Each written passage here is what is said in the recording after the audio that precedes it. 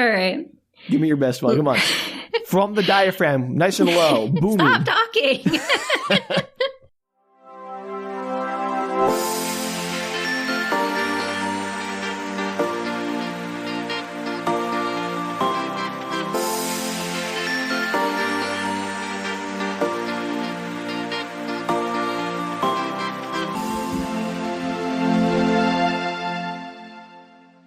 Everybody, and welcome to Book Retorts. I'm Danielle. I'm Sam. And this is a podcast where one of us explains a weird piece of media to the other who has no experience with it. That's me. I'm so inexperienced, you might as well call me Johnny Inexperienced. My name was Johnny. I convinced you to write these down in a list and just pull them out for you. If I did, then they'd be more coherent and probably more entertaining than the nonsense I blab out every episode. I like the one where, once we're in the middle of it, you kind of forget what you're trying to say. Oh, you mean constantly? Those are my favorite. Look, it's hard, Danielle. I'm impressed that you managed to come up with one most of the time. Good job. I think if I just keep talking long enough, eventually something will come out. That's accurate. That's how I live my life. All right, so what are we doing today, Danielle? Okay, so today, Sam, it is my turn. It is your turn. Lovely turn your to privilege. show you this, my privilege, my joy and life, to share with you this 2012 or possibly 2013, depending on what you look at, movie. Some confusion there? It depends. Amazon said 2013. Most things say 2012. It was December 2012 or something. Yeah, who knows? I didn't look it up in that much detail. But this movie, it's called It's a Disaster. It's a disaster. It's a disaster. I'm sure you probably have never really heard of it. No, I haven't. It sounds like one of those, it sounds like disaster movie or scary movie or any of those kind of yeah, farcical I'm movies. Sure it does. When you hear the cast in this, you're going to question why you've never heard of this movie. Oof. I mean, there are a few movies we've done already that have amazing casts. No, there's a reason I didn't see that. Oh, that's true. Like the Dragon movie, where I was how did I miss a whole Dragon movie with that many famous people? Yeah, Reign of Fire, right?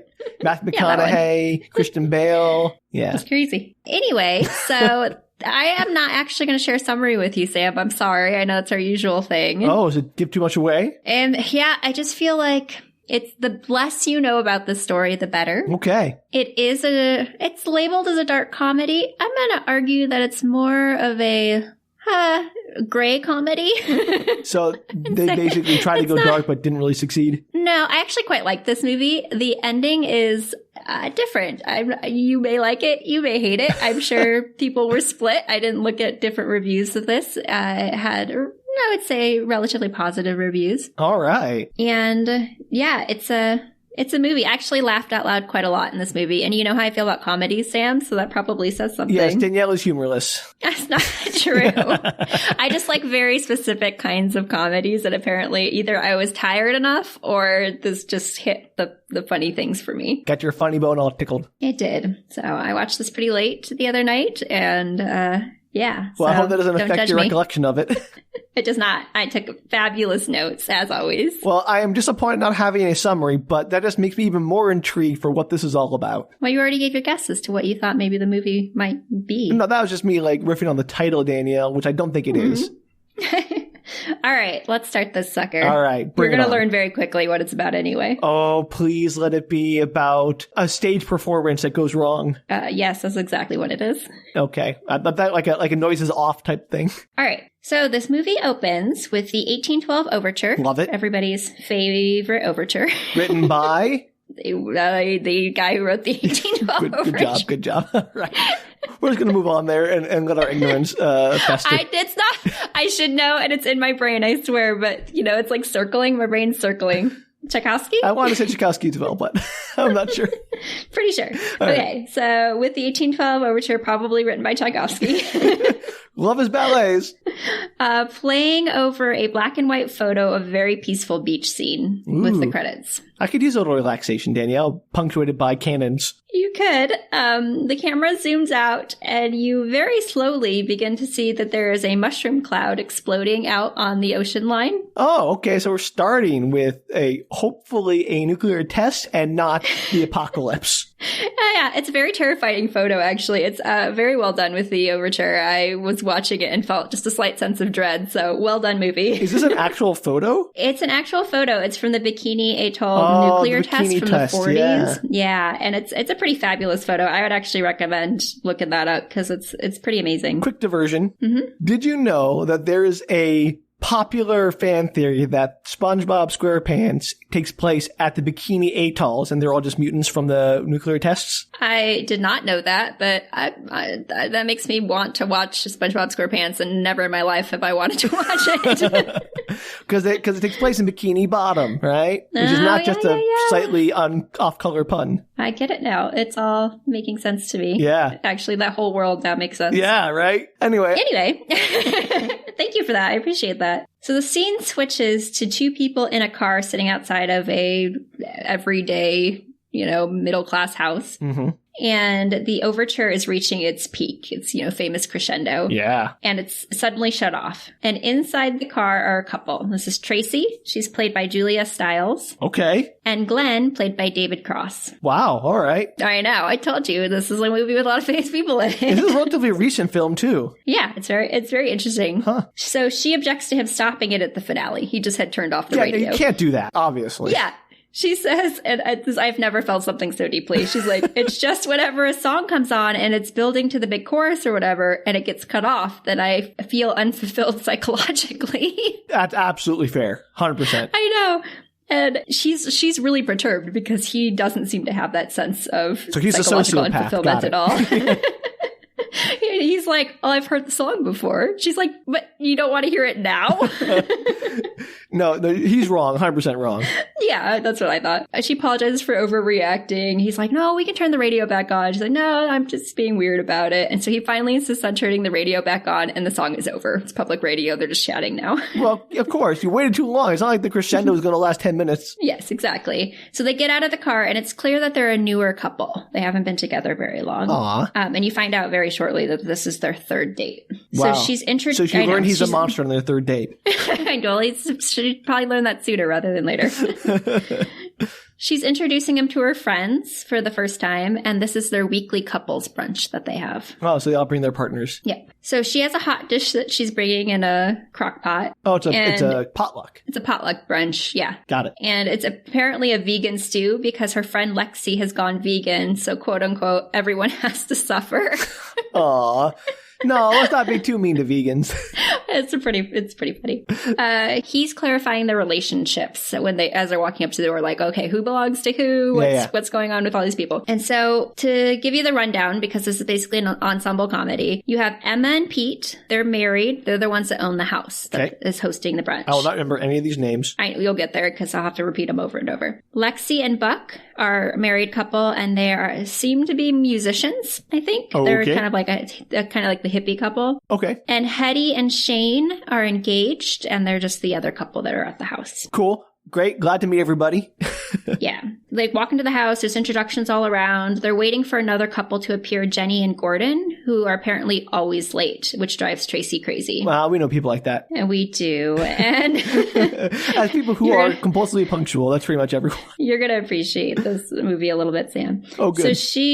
So Emma, the host, she assures everybody that they're not waiting for them to eat. They are eating at 12:30, regardless of whether or not Jenny and Gordon are there. So Lexi, the vegan, she appears and she sees hugs all around. She gets pretty cozy with Glenn, and she is played by actress Rachel Boston. Okay. That was not somebody I knew when I saw the name of that I knew, but I recognized her when I saw her. Okay. Apparently, I think a lot of these people were in Second City. Oh, so it's like a Second City kind of thing. I gotcha. Yeah. So there's a lot of talking over each other. The movie does a really good job of kind of showing that they clearly have long-term friendships. They, this the way they interact with each other. Good and there's rapport. A lot of in-jokes and they're clearly longtime friends. Hetty, who's played by America Ferrera, who I love and is a national treasure and is fabulous. How do you really feel? I would watch this movie for her and Julia Stiles because I like both of them quite a lot. Fair. Absolutely fair. So that's Hetty and Shane. Shane is played by Jeff Grace, and she walks past Shane. She tells him to put away his phone, and he says he can't. He's waiting on an auction to finish for a comic book. Oh, nerd.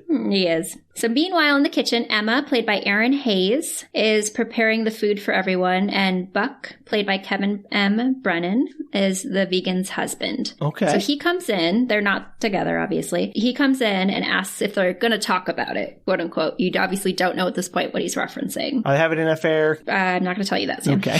I don't know why you always ask those questions. I never tell you. I don't know, Danielle. This is like how conversation works. So she's clearly angry about something. She's like, go away. I don't want to talk about this. This is not the time. And they're interrupted by Shane saying he's having a hard time getting a phone signal. So he can't check on his auction, which is getting frustrating to him. Do I think the phone signal? Doesn't see Wi-Fi? This is 2012. So maybe they didn't have it yet. She does offer him the computer in the living room. So they have hardwired internet. Okay. That's, yes. I forgot. It was the dark days of 2012. The dark days. So Emma's husband, Pete, played by Blaze Miller, comes in and he is talking to Emma. Shane and Buck have both left. And so Emma's husband is like, we should just rip off the Band-Aid and not postpone the city longer. We need to tell everybody. And she's like, we are not telling people during the beginning of brunch. And she leaves the room. So who knows? There's a bunch of stuff going on. Yeah. Okay, so everybody sits down for brunch and they introduce Glenn officially to the group of people. Glenn is David Cross, right? Correct. Yes. Yep. So he's the brand new, never met anybody. He's the sociopath who hates music. Got it. He's apparently the sociopath who hates music. So he's a history teacher sociopath. Oh, okay. Those who are doomed to repeat music? Something like that? I don't know. Yes. So he's a history teacher. He teaches at a local Catholic school. And Hetty's excited because she's also a teacher. She teaches at an inner city school, I think. And she teaches AP Chem and physics. I like her. I know, she's great. Just anything America Ferrera is in. Emma's a doctor. And Shane, that's just like established at some point that Emma's a doctor, but it becomes relevant later on. And Shane asks if he can be excused from they literally sit down and Shane's like, can I go use the computer? I need to check on my auction. Dude's got a problem. He does. And Hetty's obviously like kind of annoyed at him. So at the same time, Buck asks if he can be excused to go check the score of the game on the TV. And all the girls are like, no, like sit down, enjoy the brunch. You shouldn't, like, we literally just sat down. Yeah, he's like, stop being a stereotype. Like, yeah, it totally is. He's like, come on, all the men at the table want to see the game, don't they? Like, let's go check the game out really quick. And so they finally agree to disagree, and all the guys, quote unquote, get up from the table. And Glenn asks Tracy if it's okay if he joins them or if he should stay at the table, because he's clearly not into sports, but he's trying to, figure out who he should bond with. Uh-huh. And so she sends him off, and all the girls gush, and they're like, oh, it's so cute that he asked permission first. And they ask her for the details on her last boyfriend, which they apparently didn't really realize that had ended. They thought that he was great. And she's like, oh, no, he was crazy, just like every ex-boyfriend I've ever had. I don't know how I attract these guys, but they're all nuts. The problem might be you, buddy. Well, she's like arguing, like, I can't be me. It's like, I don't know what's wrong with these people. Like, apparently, she says, this is super gross, by the way, the ex-boyfriend had jars of nail clippings and hair in his bathroom. Okay, no, she's right. That's crazy. Don't like him. Super crazy, yeah. And apparently he didn't think that was weird because it was, quote, just how he was raised. I don't care. I know. Hetty, bless her soul, is like, well, he didn't know it was wrong because that's how he was raised. You should have given him a second chance. That's not crazy at all. And everybody else at the table is like, yeah, he's nuts. I'm glad you broke up with him. Look. Have you called the Justice Department? Seriously. Get that guy some help. So in the living room, the guys are all sitting around and they can't get the TV to work. It's all snow on the screen. 2012, before TVs worked. I know. And then Shane realizes that the internet's out on the computer as well. So he's kind of annoyed, trying to keeps refreshing it, trying to get it to work. And they start talking about relationships as they're trying to fix the TV. Yeah, relationships are like this TV. If only we know how to fix them. No, it's more just like Glenn trying to make small talk with the guys. And so he's asking all of them like how long they've been together and all of that. And so apparently Emma and Pete have been married for 8 years. And so have Lexi and Buck, who met at Emma's and Pete's wedding, but they got married 3 days later, so they're that couple. Oh, yeah. And Hetty and Shane have been engaged for 6 years because Hetty can't set a date, supposedly. Well, she seems so nice and totally cool with toenail clippings. Yeah, that was Tracy, the one that's with Glenn. Hetty is the I know, no, Hetty's the one who's like, it's okay, you should give him a second chance. Yeah. You're right. I don't know, but apparently she has issues with marriage at this point, supposedly. All right. So Buck asks Pete if they forgot to pay the cable bill, like jokingly, like, And he's like, no, they're all bundled together. So if we forgot to pay the cable bill, then also the internet and the phone line would be down. And so he picks up the phone, the home phone, and it's down. Uh-oh. Is this turns into a, like, bottle slasher film? No. Okay. This is a classic, like, the phones are dead. Oh, I get no signal. This is not going anywhere you think it's going, Sam. Probably this not. Is all set up. This is like not boring setup, but it's definitely set up for what's about to happen in like 5 minutes. Okay. Okay. So once he picks up the phone, realizes it's dead, he storms into the living room and accuses Emma of not paying the bills because she's moving out of the house. Uh-oh. Trouble in paradise? And he's like, you probably didn't pay the electric bill either because you thought it'd be funny to leave me in the dark. And she's like, I paid the bills. I pay the bills because you're too lazy to do it. So yeah, I've paid them every month. And then suddenly the power goes out. Uh-oh. So everybody's exclaiming over the power and like, why are you moving out? What's going on? What is he talking about? And Emma finally admits to everybody that's in the room that they're getting a divorce. Aww. I know, it's so sad. And Pete complains that he's like, I can't believe that you told everybody you were supposed to wait until after the brunch to tell all of our friends. Excuse me, Mr. Stormy and accusing. That's what Emma says. She's like, I wouldn't have had to tell them if you hadn't come in here and told everybody I was moving out of the house. Right. I mean, one kind of follows from the other. Crazy. So, just a funny note on this scene is that not everybody's in the room. So people keep coming into the middle of this argument and this huge fight. And everybody's just learning about the divorce being like, do you know your power's out? Aww. And they're getting like angrier and angrier. And finally Emma storms off to leave the house and she packs up all her stuff and heads out to the door. And Pete's close on her tail like, you gotta stay for brunch. This could be the last time that we have this as a couple's brunch. Like, you can't just leave in the middle of it. All your friends want to see you. And she turns to everybody and she's like, enjoy my quiche. And she opens the door to the outside and promptly slams it shut and screams. Uh-oh, what's going on? Aliens? Well, everybody turns to look and it's like, what the heck? What's going on? And outside, she explains, is a man in a hazmat suit. Oh, Danielle, I don't have the strength for a pandemic disaster movie, Danielle. Too bad, Sam. Oh no. It's not quite where you think it's going, but it's interesting. Okay. All right, everyone, brace yourselves. So the person in the hazmat suit knocks on the door, and Pete opens the curtains and looks outside, and it turns out it's Hal, the neighbor. Oh, what? I know, didn't see that coming, did you? I mean, I didn't know Hal existed, so no. So everybody's like, do we just leave him out there? What do we do? And Glenn's like, well, why don't we invite him in and see what he wants? Like, do you have any problems with Hal? Like, is he normally a normal person? Everybody's like, yeah, he just, he's fine. So they let him in. Why is he in a hazmat suit? Ask the questions first.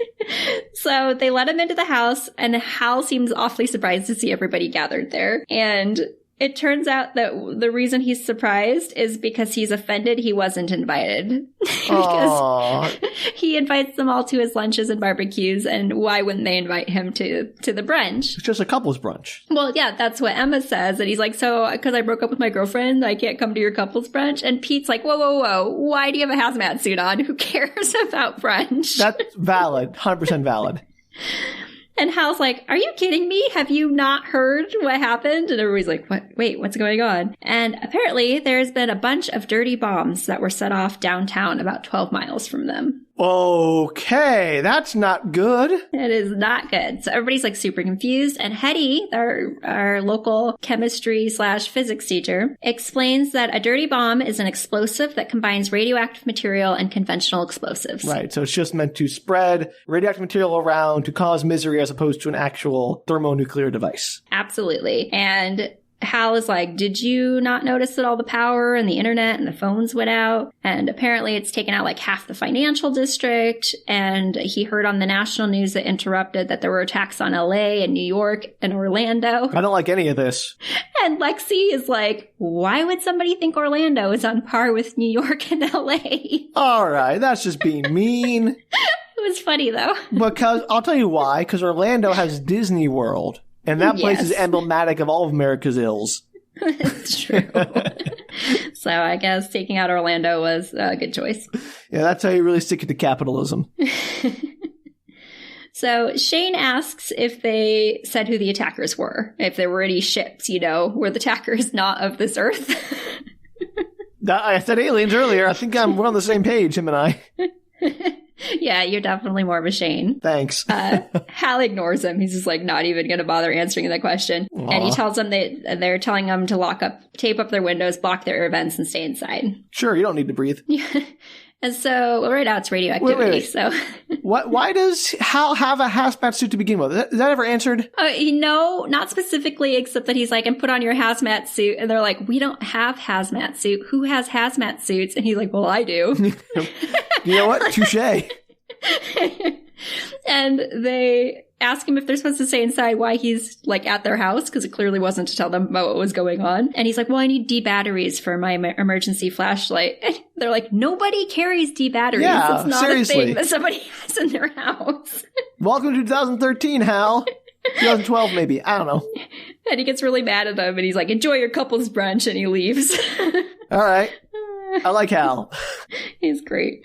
I think I read it was a cameo by the director, I believe. Oh, okay. That's fun. So everybody, of course, starts freaking out, except for Lexi, who kind of thinks that that Hal's just pulling something on them. Doesn't quite believe that there has been a mass attack at various points around the country. Exactly. And so they decide, I think it's Glenn that has the idea to find a radio. He's like, if we can find a radio, we can see if that's true. Like, we can verify it. Get some news. Yep. And so they go, and it's like, who has a radio in 2012? So they're wandering around. I do. Yeah, but most people don't, Sam. Do you have a radio, Danielle? No, I don't think I have one. To be fair, most smartphones these days do have radios built in. They do. Don't turn them on. Anyway, that's irrelevant. I got a question, because I thought of this as well when I was watching the movie. Would it work if your cell reception's not there? If it's an FM radio, then yes. Like, you have to plug in headphones for an antenna, but yeah. Interesting. I just think that most smartphones don't enable the FM radios on their chips. Yeah, I don't think they pull out a smartphone or any kind of phone they don't have a at smartphone. any It's time. 2012. It's 2012, right. They don't pull out any kind of phone at any time. All right. Like a cell phone, other than what Shane's carrying around. It's the only time you see a phone, I think. Fair enough. Anyway, so they go in search of a radio somewhere in the house. They're searching like the basements, the attic, that kind of stuff. And Hetty promptly goes into shock, becoming basically non-communicative. She sits down on the stairs. Yeah. So Emma and Buck go in search of the radio in the basement. And Buck asks Emma, Buck is Lexi's husband, the vegan's husband. Good, thank you. You're welcome. He asks Emma why she didn't tell him about the divorce, and if she knew about it prior to, and he doesn't finish the sentence. Them hooking up, yes. And she's like, yeah, of course I knew about that before we did the thing that I'm not talking about. We got it. So Glenn is in the garage searching with Lexi, and he realizes that the car would have a radio. The car's parked in the garage. Oh, that's a good idea. That's actually a good idea. It is a great idea. But once inside, he realizes that it only has satellite radio, and that Pete and Emma haven't paid the subscription. Of course. Curse these modern inconveniences. Then there is a scene. This is like one of our things that always happens in our movies, Sam. So Shane comes in and is like, hey, to Pete. He's like, do you have any weapons in the house? Like guns, swords, anything? Like, stuff's going to start going down. Societal rules are going to be broken. Like, do you have any weapons? Uh-huh. And Pete's like, I have some throwing stars that somebody gave me once. Okay. So he like pulls them out of his sock drawer and he hands them over, and he pulls one out and looks at him. He's like, yeah, these will work. And he sticks them in his pocket and walks off. And you never see the throwing stars ever again. Why do movies keep doing that to us, Danielle? I don't know, but I thought you'd appreciate that. I did. And it's really disappointing, because if there's one thing I want coming back later, it's Chekhov's throwing stars. Yeah, I really was hoping that they were going to come back in some way, but this movie does not end how you think it's going to end. Bummer. So they find some duct tape and start sealing the windows and vents. And then Lexi finds a radio in the shower. Okay, shower radio. Yes. She tells everybody, she's like, oh, I remembered it from singing Louie Louie once in the shower here. And Emma looks at her and is like, wait, why were you singing in my shower? Like, why were you here? And there's like this dead silence. And then she turns to look at her husband and she realizes that Lexi and Pete have slept together. Yeah. Yeah. Duh. So they kind of get into an argument about it, but it's stopped by Glenn, who turns the radio on so they can listen to the emergency broadcast message. And sure enough, like there's obviously an emergency going on. They're telling everybody to stay inside. They give a bunch of, broadcast numbers, all that stuff. And everybody's kind of shocked. Doesn't sound great. It does not. So Shane thinks that they should go forage and find a safe place outside of the house before it's too late. Like try and get as far away as possible. And everybody else is convinced that they should hunker down. Well, the question is, do they have supplies to hunker down with? They have a pretty full pantry. I mean, they could, supposedly it's radioactivity. They're supposed to stay in their house for the next, 4 days or something like that. Mm-hmm. And Shane's just being worst case scenario, we should get out of here and go on the road, see how far we can get and survive while we're doing something. And everybody else is like, what's the big deal? Let's just hunker down here for 4 days and eat food. We'll be fine. Yeah, well, hard to say. Probably cobalt-60 out there. Pretty dangerous stuff. So Hetty interrupts this argument, finally speaking for the first time, and she's yells up from the stairs. She's like, can I go get a drink? Yeah, that's actually reasonable. I think so. So Emma leaves the room upset, and she goes into the garage, and she sits in the car, locking herself in there, and Pete comes out to try and talk to her, trying to get, let me into the car, let's talk this out. And he's like, we had the affair after we agreed to the divorce, so, we're not technically even together right now, so I'm not splitting hairs, but I kind of get it, too. Is. So everybody else is in the living room, and you can hear, the helicopters going overhead. And I know what that's like.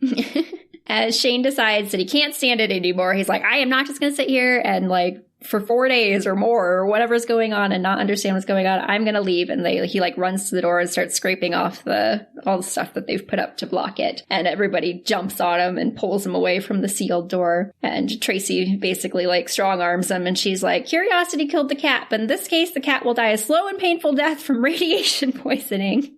Fun fact. That saying is not what you think it is. It is not, because satisfaction brought it back. Yeah, satisfaction brought it back, so you should let him go. Yeah, maybe, but before they can continue that argument... Radiation, of course, yes.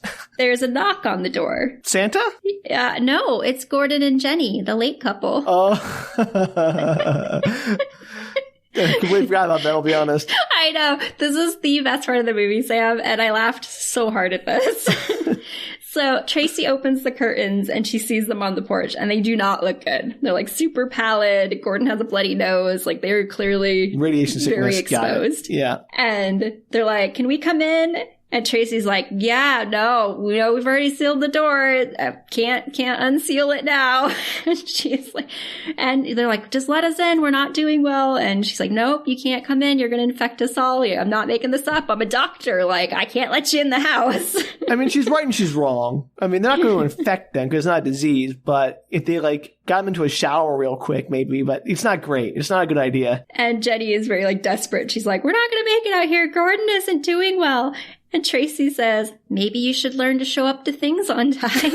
Oh, that's cold-blooded. It's so funny.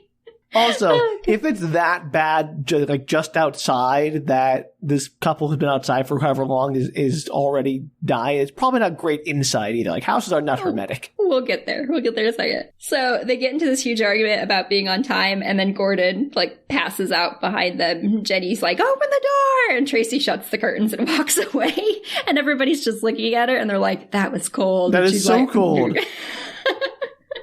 She's like, well, they should have been on time. I mean, I don't say you should let them in because of, contamination, but also, don't try to blame it on their tardiness. Well, they do. So great. Everybody's like, why is the radiation affecting them so quickly? Shouldn't it take longer than, they were just an hour late. Why are they so affected by it? And Hetty, drink in hand, says, oh, it's not radiation. The emergency broadcast had VX listed in their number line that they were repeating over and over, and it's VX nerve gas, the most toxic chemical weapon ever synthesized. Isn't that what they used in The Rock? Oh my god, Sam, that's literally what one of the characters says. Hey. I think Shane, he's like, didn't that they used in The Rock? Hey, I am Shane, what can I say? Oh man, that's funny. Literally the line. Yeah, well, serious stuff. That's not good. I mean, Danielle, how is this a comedy if it's all about like a mass death? This is not. I'm sorry because this is a very downer of a movie, but it is a really funny movie. That's so weird. I said it was a dark comedy. That's true. You did. Then you said, look, not that dark. It's a little gray. Well, it is a little gray because of the way that they're handling it in the moment. Like, everybody is very self-obsessed. Like, all their normal life issues are still playing out, even though they're, like, good moments from dying. Hey, that's the joke. Like, I get it. Yeah, everybody's reacting in different ways. They're, like, ignoring stuff that shouldn't be ignored. Like, and it's very witty and I think fairly well written. And all of them are great comedy timing actors. Like, they just nail their lines and delivery. I mean, that's really impressive to have something that's like this dark and this like, oh, it's a, mass casualty chemical weapons attack. Ha ha ha ha ha. It's funny. Like it can pull it off. That's really impressive. You've intrigued me. Yeah. Like I said, like with the late couple, like you don't see that. You've totally forgot there was a couple that was late. They did a really good job of that. Yeah. They show up and then they like die on the porch and you're laughing, even though it's terrible that they died on the porch because she's like, well, they should have been late. And you're like, yeah, I guess that's true.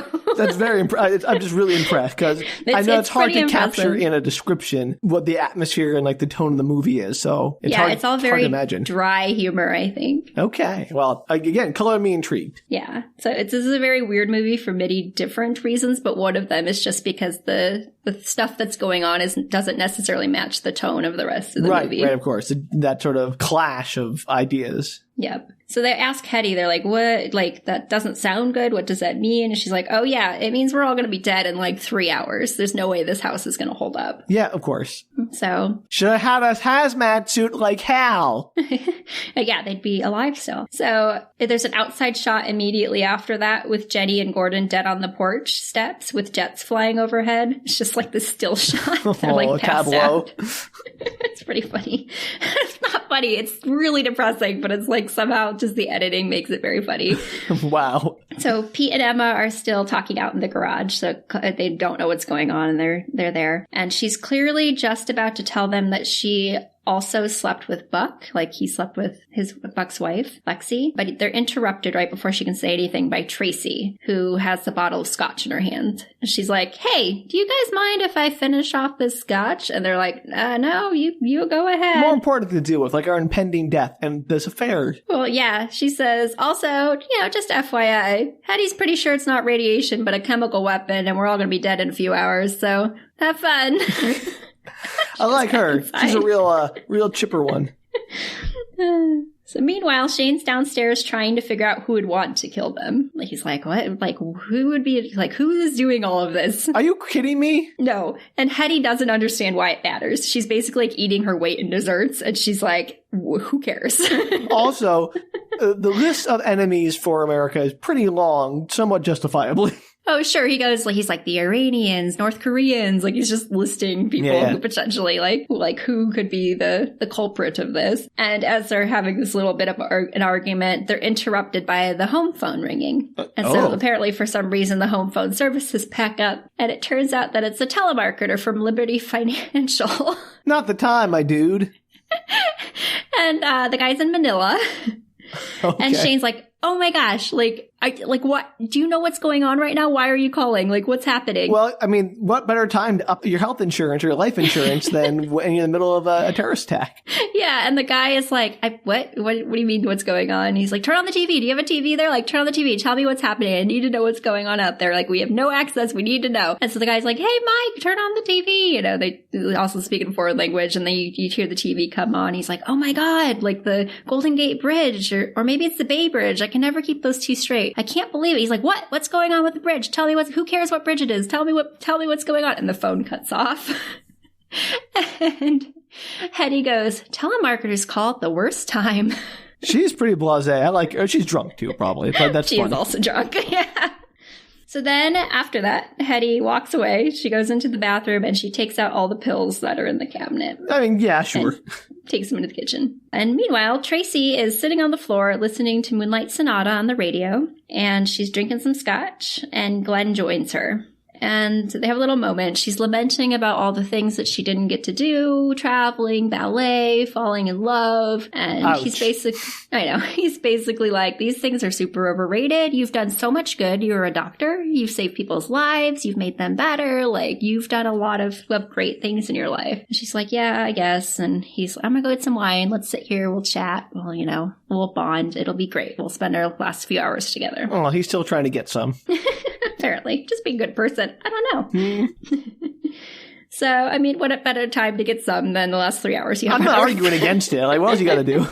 I don't think you'd have to try very hard. Hetty's on the kitchen floor. She's mixing all the pills and some milk into a pot. Making some soup. Makes sense. Shane is like, are you making meth? And she's like, oh, no, that's like way too difficult. We don't have enough time. This is more like a poor man's ecstasy. I didn't know milk could do that. I know. I don't know what the milk has to do with it, but she seemed to know what she was doing. Harvey milk? And sorry. He can't believe that she would be doing that when, like, they don't even know why or who's doing this to them. Who cares? And, you're all about to die. And she's like, that's where I thought you would diverge from Shane, because, like, what does it matter? And that's what she keeps saying, like, I don't care. Shane, you're not representing me well. Do better. So she basically, like, interrupts him. She starts to yell, just kind of wordlessly. And she's like, you know why we've never set a date for the wedding? It's because you literally worry about everything. You can't commit to anything. And you're like this all the time. And the idea of planning anything with you makes me want to, like, claw my eyes out. And I love you, but we're about to die. And you're worried about North Koreans. All legitimate. Totally fair. Yeah. And she's basically says, like, we should be enjoying our last hours on Earth. Don't you remember, like, the times that we have enjoyed each other's presence in the moment? Like, this is the time to do that. And he basically is like, this is not the time to do that. I don't understand why you're being so blasé about it. And she then just says, listen, I have re-examined this relationship due to world-ending issues, and I'm done. The wedding's off. I mean, fair. Like, I'm not saying Shane can't process things in his own way, but she's right. Yeah, and if he's always like this does not sound like it's a one-off event. No, this sounds like it'd be miserable. I'm sorry, Shane. You're no longer like me. I'm sorry. We're no longer the same person. I have written you out of my will. All that good stuff. Oh, poor Shane. I know. All my tens of dollars. Tens of dollars. So she says the wedding's off, and he's like, you can't cancel a wedding if you never set a date, and enjoy your drugs. And he walks out of the kitchen. She will. So Pete and Emma, meanwhile, having a heart-to-heart in the car, talking about what happened. She's like, I overreacted. I was trying to, like, find myself. I don't know who I am apart from you. We've been together so long. And he's like, I don't pull my own weight. So they have their own little, heart-to-heart situation here, reconnect. And they decide that for the next few hours, they're back together. Okay, great. That's going to go well. But then Pete says, what were you going to tell me earlier? You started to tell me something, and we got interrupted. And that scene cuts. Yeah, that's going to be good for them. And the next scene is Pete rushing into the room where Buck and Lexi have decided to have some sex. Of course. And he's like, put on some clothes before I punch you in the face. And he asks Lexi if she knew that he had cheated on her with Emma. And she pulls the covers over her head. And she's like, yeah, I knew that. And he's shocked. She's like, I gave him the go-ahead. It was only fair. We had slept together. They should sleep together. That way, if you guys found out about it, like either of you, it would be even. That's kind of a logic to that. I don't necessarily agree, but I follow the logic. So we're just trying to do you guys a solid, like, that way you're even and it doesn't ruin your relationship. I appreciate that. Thanks for looking out for us. And so Pete doesn't take it that way, and he jumps on the bed and tries to beat up Buck. And then Hetty immediately shows up. She's found this guitar. She's high as a kite on her drug cocktail. And she's like strumming the guitar. She's like, does anybody want to do a dance party? And then she's like, oh my God, you're wrestling. And she jumps on the bed and like starts to try and like, wrestle with them. Uh-huh. And something flies off the bed and hits the window and breaks it. Oh, I know.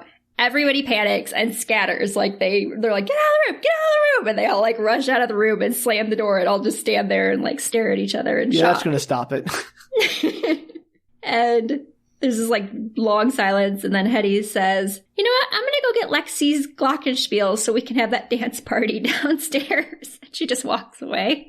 Glockenspiel, sure. Yeah, she's apparently a glockenspiel player. Her a glockenspielist. Her and Buck have a little, like, he plays guitar, she plays glockenspiel. Okay. And they will duet. They're well known in certain circles. Certain circle? Danielle, are you making this up? No, but apparently, like, they do comment, like, okay, if they start to sing, just, like, nod along and clap and pretend like it's good. Oh. So that was established earlier, but now it comes back. Everybody kind of hugs it out, like near-death experience. They're all like, okay, sorry, like, let's start over. More it's important fine. things. Like, yeah, not that big a deal. And downstairs, the next scene, Buck is rocking out on his guitar, playing Blister in the Sun, and they're all like dancing wildly in the living room. Might as well. Except for Shane, who is continuing to stare out the window dramatically. Oh, Shane, my dude, I'm so sorry. He's like, I see a plume of smoke off in the distance. And then you see an outside shot of the house again. And this time where the two dead bodies are of the couple, there's all these like crows landing on them. Oh. Apparently crows are unaffected by viral VX and gas. radioactivity. Yeah. I have no idea if that's true or not. I don't either, but it's I don't pretty think funny. it would be, but I don't know. Radioactivity, definitely not true. VX gas, I don't know. So the next scene is the House of the Rising Sun. Everybody's, late night guitar solo.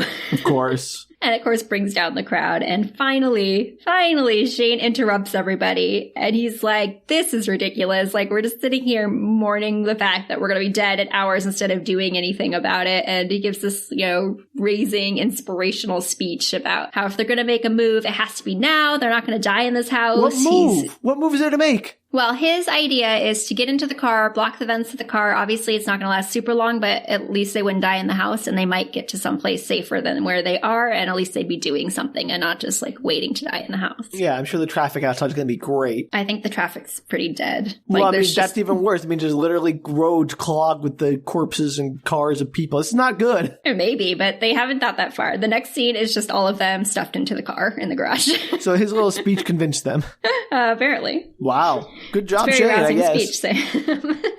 So they're like, okay, keep talking to a minimum. Let's conserve air. And they all sit there. And then as Pete goes to try and turn on the car, it won't start. Of course. He left the satellite radio on. Yeah. He's like, Glenn, when you were in the car checking the radio, did you turn it off? And he's like, Lexi stayed in after me and was listening to the radio. And then Emma's like, oh, yeah, we were sitting in the car listening to the radio too. And so, yeah, the car's dead, Of Sam. course. I figured that. Yeah, I got it. So now they're all depressed and sitting back in the living room silently. And Lexi just keeps playing the same note over and over on her glockenspiel until somebody, like, hits her hands away from it. Fair. Absolutely. And Glenn suggests that they set the table, enjoy brunch like they were meant to, like, get to know each other. Let's just continue on. There's nothing better that we can do right now. I don't disagree with Glenn. Yeah, I didn't either. So everyone agrees. Everyone loves brunch anyway. And Glenn's like, I'm going to go get the wine. You guys set the table. Like, let's meet back up and we will have this party. It's going to be great. So as everybody's chatting until everybody's in better spirits, they're sharing stories, they kind of have a last hurrah. And Tracy eventually wonders what's taking Glenn so long. And she heads down into the basement. Uh-oh. Any guesses on what's going to happen, Sam? Either he finds someone down there, or he's dead, or he's, like, falling down the stairs. I don't know. This movie is so out of left field. It's hard to predict anything. And yeah, that's what I'm going to say. This is out of left field. It's fun. So she catches Glenn funneling rat poison and crushed up pills into the wine bottles. Oh, he's going to take a suicide pack in Jonestown. She's like, what you doing, Glenn? And he stops and he turns around very slowly and looks at her with his great David Cross, like, face. Great David Cross face. Yeah, Great. he does. He has, like, the best look on it, like this kind of, like, crazy, wild-eyed look. And he's like, are you familiar with the Rapture? Uh-oh. Uh-oh. She does find the crazies. Uh-oh. She's like, do you mean the band or the Blondie song? And he's like, I mean the prophecy in the book of Revelation. How is rat poison part of the prophecy of rapture? Oh, it's wild, Sam. I don't know enough about it, I'll be honest. He's like, obviously, I'm sure you know, the basic premise of the Book of Revelation is basically there is an apocalypse, and the ones that are judged as worthy, yeah, that's the word I'm looking for, go to heaven, and the others are left have to spend suffer. the next 7 years for Judgment Day, basically. Yeah, can't wait for that. Yeah, and he's like, the first sign is like the apocalypse, which is clearly started, and she's like, I don't like where this is going. Yeah. And Julia Stiles has this great expression on her face of just like, she has this like stuck on grin on her face, like, okay, Glenn, crazy pants, like, I'm gonna listen to you, but I'm like, I might kill you. Yeah. No, he is dangerous. And he looks at her and says, do you want to sit beside me at the marriage supper of the Lamb? And she's like, oh man. And she literally just turns around and walks back up the stairs to the brunch table. Don't drink the wine, guys. No, she doesn't start with that. She like bangs the chair against the table and they all look at her. And she's like, okay, so you know how all my exes are crazy? Glenn is also crazy, everybody. And they're like, no, he's great. Like, we really like him. What are you talking about? And then Glenn shows up, like he just walks in with his wine. He's like, I found wine, everybody. And he like brings it to the table and starts pouring glasses for everybody. And she's like, she doesn't say anything. She's like, you know how everybody here always thinks I'm making up this stuff about my ex, that it's just me, that it's like, I'm just taking qualities and making them too big. But it's like, it's always true, you guys. It's always true that like these people are crazy and nobody ever believes me. And by the way, he poisoned your wine. And like Buck spits it out. He'd take a swallow of it. Of course. Like spits it out, and everybody's like looking at their wine glasses all freaked out, and they all turn and look at Glenn, and he's like, oh yeah, I did that. Like he has no shame whatsoever. Of course. He's like, yeah, makes sense. It's rapture time, everyone. He's like, I want to save y'all from going through Armageddon. And this is the best chance you have to go into heaven, because I'm really worried about your immortal souls. And if you're left here for the next 7 years, like you're not going to make it. And this is your best chance to get into heaven. Because I'm definitely the Bible going. says something about suicide. Suicide and murder, which it would have been if he did not been told. Right, those are like mortal sins or something. I mean, I'm a little fuzzy on all this stuff, but I got that. Oh, absolutely. It's insane. And Emma looks at Tracy and she's like, you're right. He is crazy. Thank you for the validation. And Glenn's like, I'm right about this, everybody. Like, I teach Bible history. I know my Bible history. And Tracy's like, you didn't clarify that earlier on your online profile. Like, you said you taught history. Of course. It's like when you put up a picture that's just your face.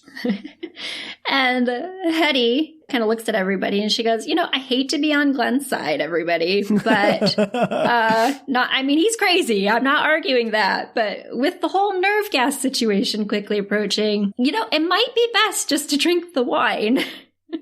I don't know how rat poison stacks up to nerve gas, but it's probably not worse. Yeah, she goes on to list all of the horrible symptoms that will happen prior to them eventually dying as asphyxiation. It's a lot of terrible, terrible things. There's like 20 different things that are going to happen. I did not list them because they were terrifying, but blindness, contractions, like everything you could think of happens. Yeah, sure. Vomiting, etc. Gotcha. It's awful until you die of asphyxiation. And the best case scenario is that they pass out before they experience all the symptoms. So, given the choices, and he crushed up a bunch of like sleeping pills and muscle relaxers and pain pills. So chances are they'd probably be knocked unconscious and die of rat poisoning.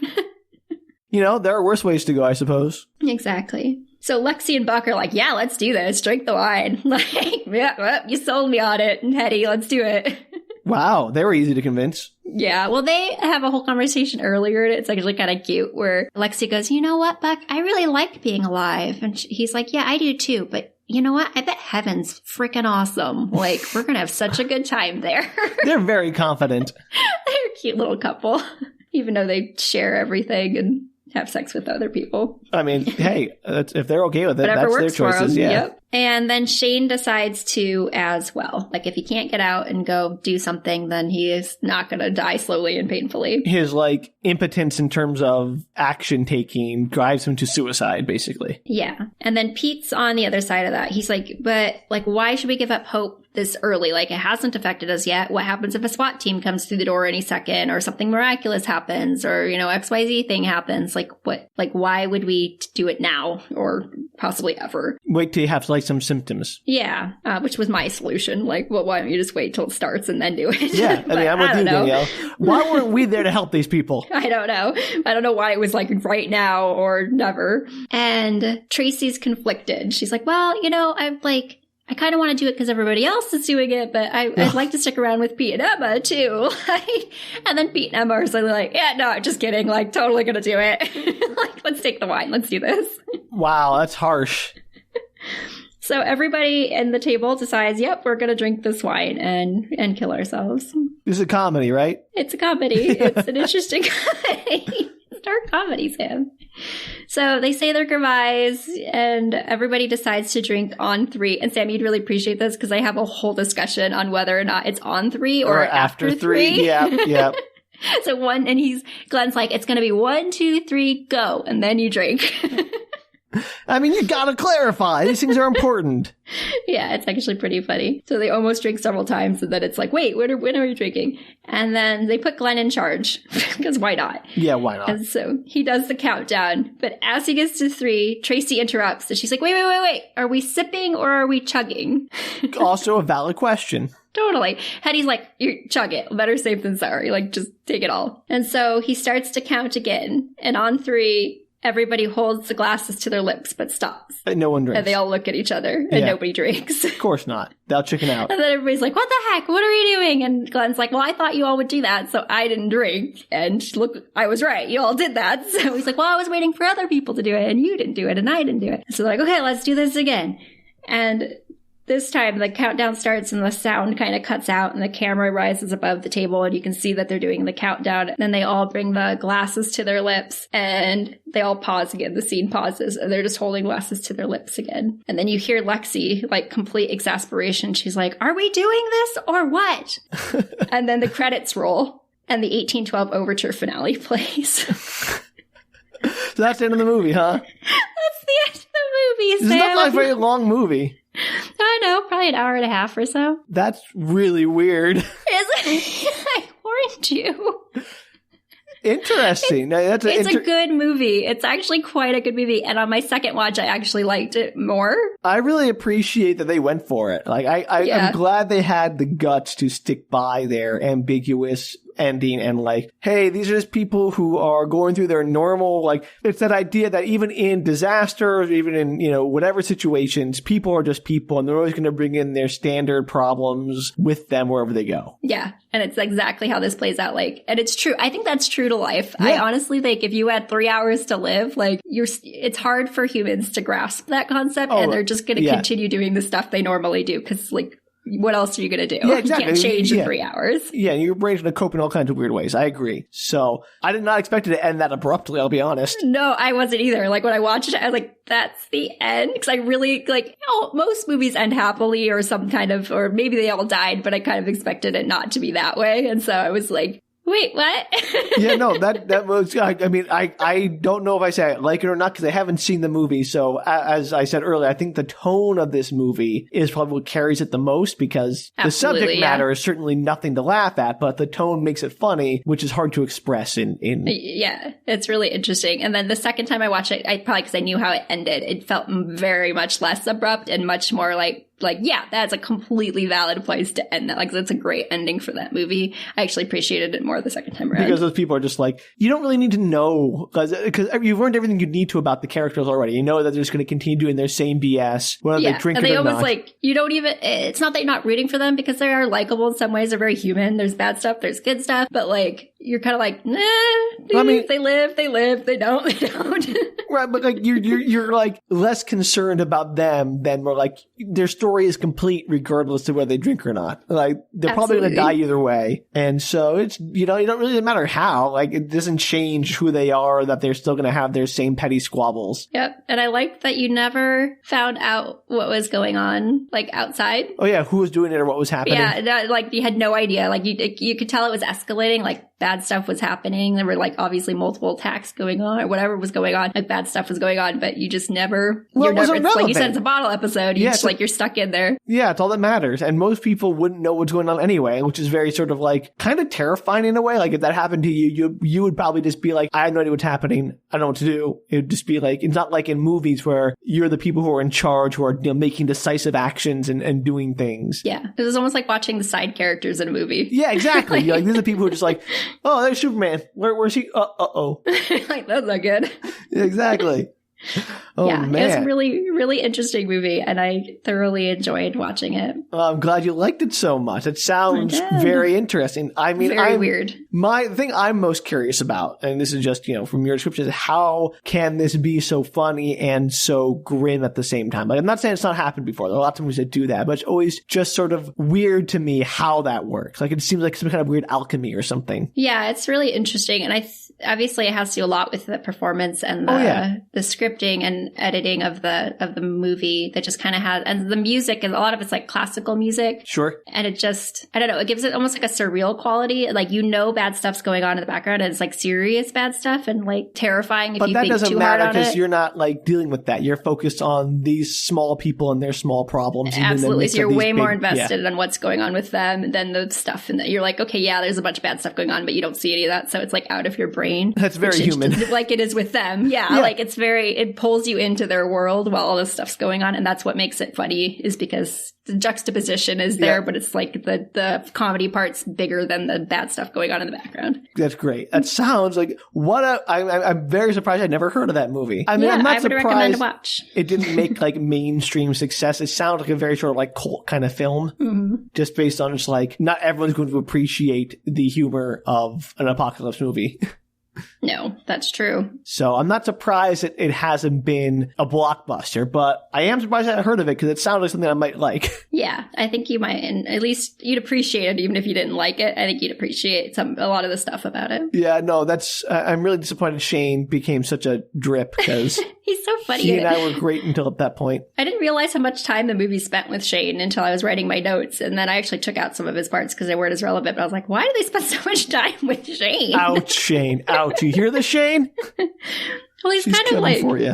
I get his character. I completely understand why somebody would be like that, but at the same time, I'm kind of on Hetty's side. Like, what are we going to do in 3 hours? Like, we can't go outside.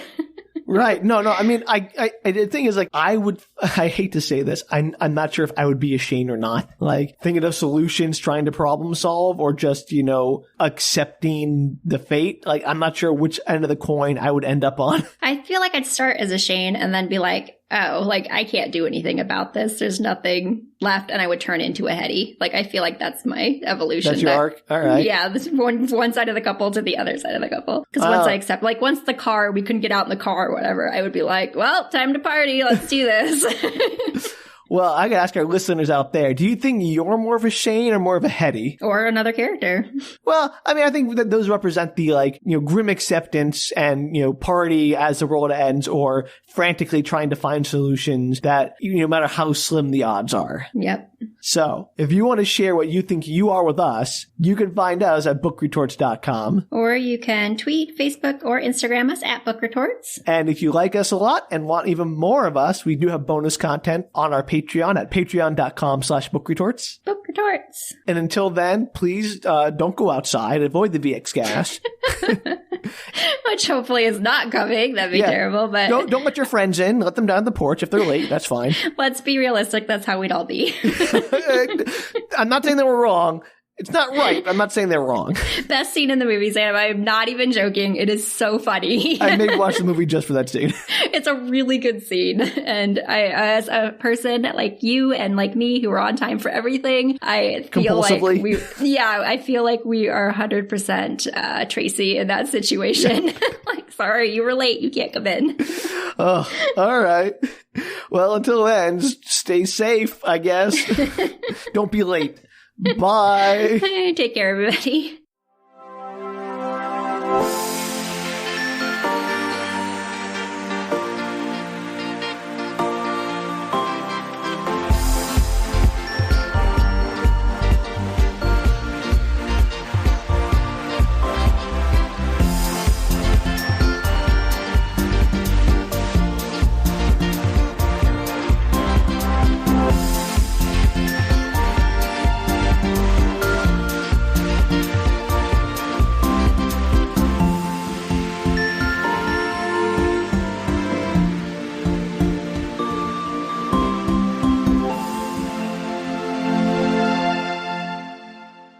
Did you know that there's an airplane flying over me? You bet you knew that.